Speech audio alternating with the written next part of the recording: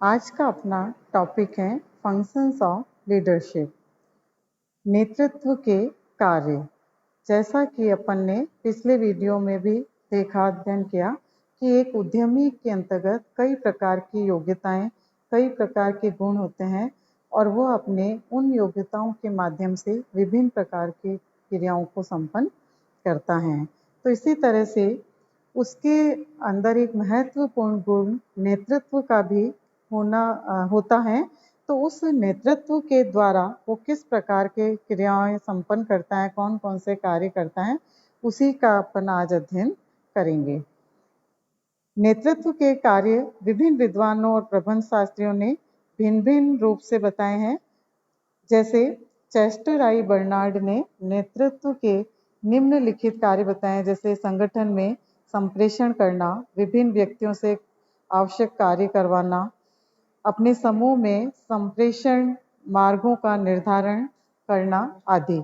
इसी तरह से अमेरिकन मैनेजमेंट एसोसिएशन ने नेतृत्व के कुछ कार्य बताए, जैसे नेतृत्व सेवा करता है, डिसीजन लेता है, कोई दूसरे व्यक्तियों की क्या प्रतिक्रिया होती है उसको जानने का प्रयास करता है, और एक ऐसी सहयोगशीलता है जो अन्य व्यक्तियों से भिन्न होती है।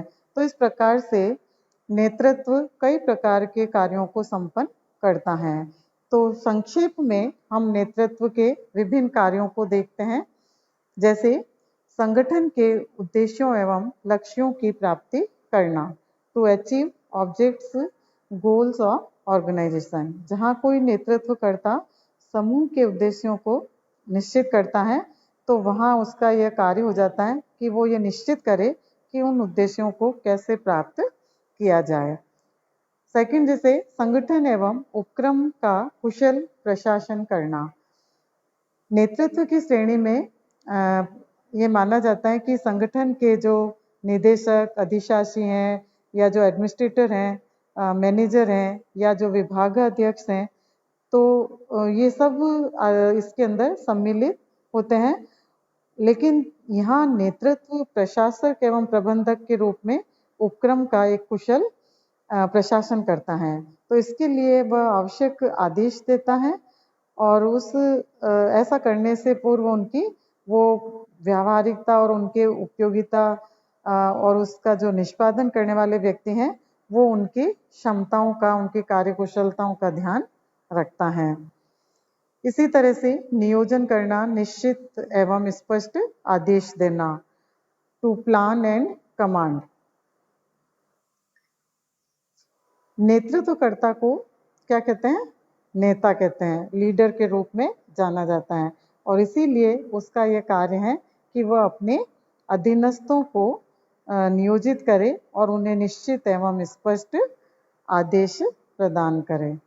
बंधुत्व की भावना को विकसित करना, टू डेवलप ब्रदरहुड। नेतृत्वकर्ता का यह भी कार्य है कि वह समूह के सदस्यों में बंधुत्व की, अपनेपन की भावना को विकसित करे, क्योंकि जब तक हमारे अंदर अपनेपन की भावना नहीं होगी तो हम अन्य व्यक्तियों से अपना समझकर कार्य पूरा नहीं करवा पाते हैं। तो इसलिए नेतृत्व के माध्यम से एक नेता अपने समूह के अंदर जितने भी व्यक्ति हैं उनमें बंधुत्व की भावना को विकसित करता है। उपक्रम या समूह के प्रति निष्ठा बनाए रखना, to develop loyalty towards enterprise और ग्रुप। नेतृत्व का यह कार्य है कि वह अपने फॉलोअर्स यानी अपने अधीनस्थों में अथवा समूह के प्रति निष्ठा बनाए रखे। अनुयायियों को आवश्यक प्रेरणा देना, टू मोटिवेट फॉलोअर्स। अभिप्रेरणा का संबंध मानवीय संबंधों से है जो नेतृत्व द्वारा प्रभावित किया जाता है। अतः एक नेता अपने अनुयायियों को आवश्यक प्रेरणाएं प्रदान करता है ताकि वह वांछित कार्य ही न करा सके, अपितु वे स्वयं अपनी इच्छा से अधिकतम काम करने के लिए प्रेरित हो जाए। फिर समूह एवं उसके सदस्यों को अनुशासित करना, to develop discipline in group. नेता का यह कार्य है कि वह समूह एवं उसके सदस्यों को अनुशासित रखे और जो लोग अनुशासन का उल्लंघन करें उनके विरुद्ध दंड की व्यवस्था भी करे, क्योंकि अनुशासन प्रिय व्यक्तियों की प्रशंसा करनी चाहिए और सभी के साथ समान व्यवहार करे, ताकि अनुशासन जैसे शक्ति एवं युवा युक्ति का प्रयोग किया जा सके। फिर मनोबल एवं आत्मविश्वास का निर्माण। कुशल नेतृत्व व्यक्तियों में कार्य करने की आंतरिक इच्छा उत्पन्न करता है और नेतृत्व शिथिल इच्छाओं को सफलता प्राप्त करने की एक अंदर से उठी हुई उमंग होती है और उसके आधार पर जितने भी जो फॉलोवर्स हैं, अनुयायी हैं, उनमें एक नए उत्साह और नई आशा का संचार भी होता है। इनिशिएट पहल करना। समूह की क्रियाओं में परिवर्तन लाना है तो नेता स्वयं पहल करता है और उसे स्वयं किसी कार्य को करने के लिए आगे आना चाहिए, ताकि उसको देखकर उसके अनुयायी भी उत्साह से उस काम को करने के लिए तत्पर हो सके। फिर है अधीनस्थों की भावनाओं एवं समस्याओं को समझना। To understand feelings and problems of followers. अधीनस्थों की भावनाओं एवं सूचनाओं को समझना भी नेतृत्व का कार्य है, क्योंकि जब भी निर्णय लेने के लिए संबंधित जानकारी प्राप्त हो जाती है तो अधीनस्थों की भावनाएं और समस्याएं समझी जा सकती हैं और उनकी मानसिकता स्थिरता एवं संतोष का अनुभव हो सकता है। फिर अधीनस्थों की निष्ठा वृद्धि एवं मार्गदर्शन। To guide followers. नेतृत्व का कार्य सामूहिक उद्देश्य के अधीनस्थों की निष्ठा में वृद्धि करना और सर्वोत्तम विधि से उद्देश्यों को प्राप्त करना होता है और नेतृत्व के माध्यम से एक उद्यमी इस कार्य को करता है। परिवर्तनों को लागू करना। To implement changes. नेतृत्वकर्ता परिवर्तन प्रक्रिया का एक सेंटर पॉइंट, केंद्र बिंदु माना जाता है और इसके लिए जैसे गॉर्डन ने कहा है कि परिवर्तनों एवं अनिश्चितताओं की दुनिया में व्यावसायिक नेतृत्व परिवर्तन प्रक्रिया का ही एक महत्वपूर्ण अंग माना जाता है। मान्यता देना। To recognise. नेता अपने कर्मचारियों और अपने अधीनस्थों के सर्वोत्तम कार्य एवं अच्छे निष्पादन को मान्यता देता है, उनको रिकॉग्नाइज करता है और ऐसा करने से वो उनको उनकी मानसिक आवश्यकता को संतुष्ट कर पाता है।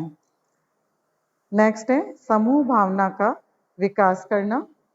To develop group spirit. नेतृत्वकर्ता अपनी संस्था में एक समूह भावना का विकास भी करता है, व्यक्तियों में स्वेच्छा से काम करने के लिए उन्हें प्रेरित करता है और एक टीम स्पिरिट जगाने का प्रयास करता है। फिर प्रतिनिधित्व करना। To represent followers. नेता अपने अनुयायियों एवं संस्था का प्रतिनिधित्व भी करता है और इसलिए जब भी कोई सभा या कोई डिस्कशन करना होता है, विचार विमर्श होता है, तो उसमें वह सभी पक्षकारों को उच्च अधिकारी और गवर्नमेंट या अन्य जो वर्ग हैं उनके समक्ष अपने अधीनस्थों एवं अपनी संस्था का सही चित्रण प्रस्तुत करता है। तो इस प्रकार से नेतृत्व के ये सभी कार्य एक उद्यमी के द्वारा किए जाते हैं। इसके बाद हम देखते हैं उद्यमी में एक प्रभावी नेतृत्व के क्या गुण होने चाहिए। Qualities of effective leadership in an entrepreneurs. क्योंकि ये सारे जो गुण हैं नेतृत्व के वो एक उद्यमी के अंतर्गत होने चाहिए, तभी वो एक अच्छा नेतृत्व करते हुए अपने लक्ष्यों को उद्देश्यों को प्राप्त कर सकता है और अपनी संस्था को अपने उपक्रम को ऊपर की ओर ले जाकर उसमें अधिक से अधिक विकास करने में सफल हो पाता है।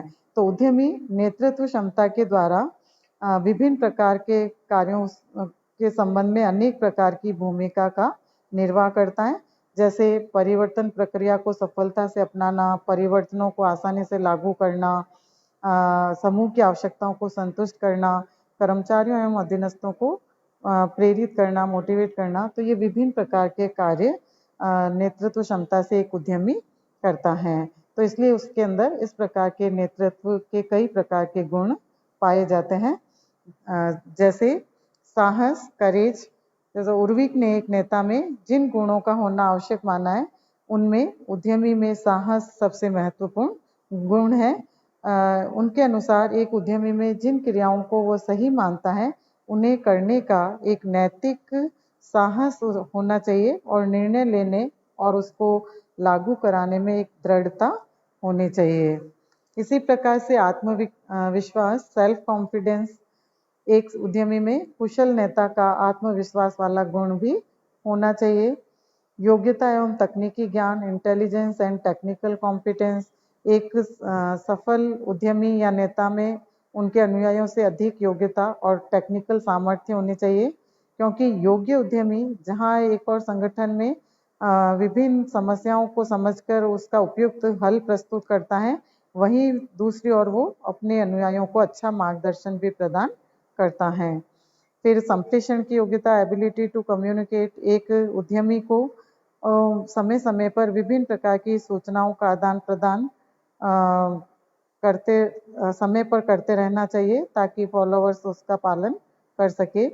स्फूर्ति एवं सहिष्णुता, वाइटलिटी एंड एंड्योरेंस, एक उद्यमी में प्रभावी नेतृत्व के गुण में स्फूर्ति और सहिष्णुता का होना भी आवश्यक होता है। फिर मानसिक क्षमता, मेंटल कैपेसिटी, एक उद्यमी में विकसित मानसिक क्षमता का होना आवश्यक है। उद्यमी का मस्तिष्क जितना फ्लेक्सिबल, लोचशील और सक्षम होगा, उतना ही वह परिवर्तित परिस्थितियों के अनुसार अपने विचारों में भी परिवर्तन कर सकता है।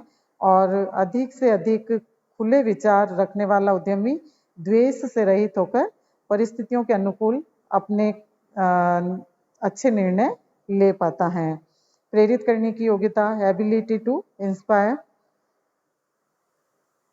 एक उद्यमी कि अपने अनुयायियों को कार्य करने के लिए प्रेरित करने की योग्यता भी होनी चाहिए, क्योंकि जो योग्य और अनुभवी उद्यमी है, वो अपने निश्चित लक्ष्यों की प्राप्ति के लिए अपने अनुयायियों की रुचियों, विचारों, उनकी भावनाओं का अध्ययन करता है और उनके अनुसार उनको मार्गदर्शन देता है।